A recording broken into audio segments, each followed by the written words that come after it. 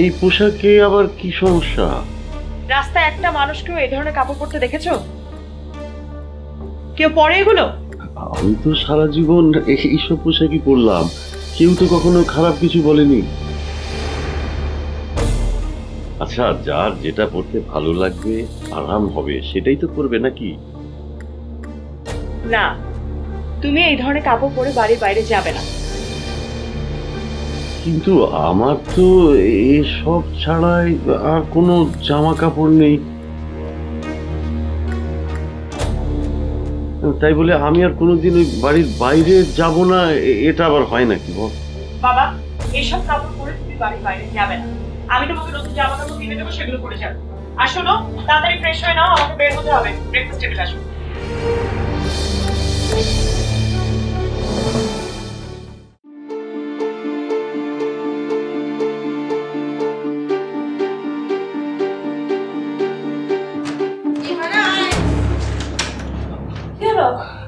তুমি এরকম চম্পালে কেন?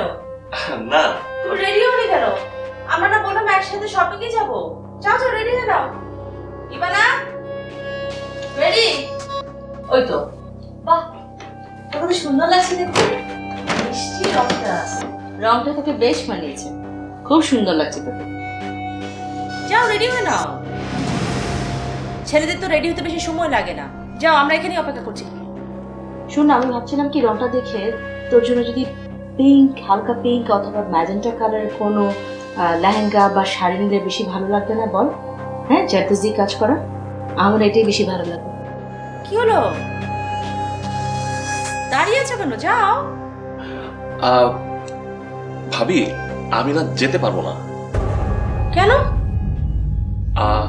আসলে আমার আমার না হঠাৎ করে পেটটা না কেমন জানি মোচড় দিয়েছে, আর খুব ব্যথা করছে হঠাৎ করে।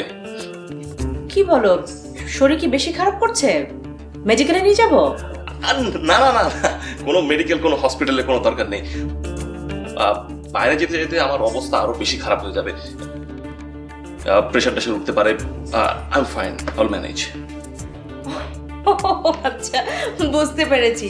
তোমার ভাইয়ারও না সেম প্রবলেম হয়েছিল। বিয়ের ঠিক 2 দিন আগে সে কি জ্বর, মানে টেনশনের জন্য জ্বর চলে এসছে। তোমারও সেম অবস্থা। সেটা হতে পারে। আর তাছাড়া আমি তোমাদের সাথে শপিং এ গিয়ে কি করব?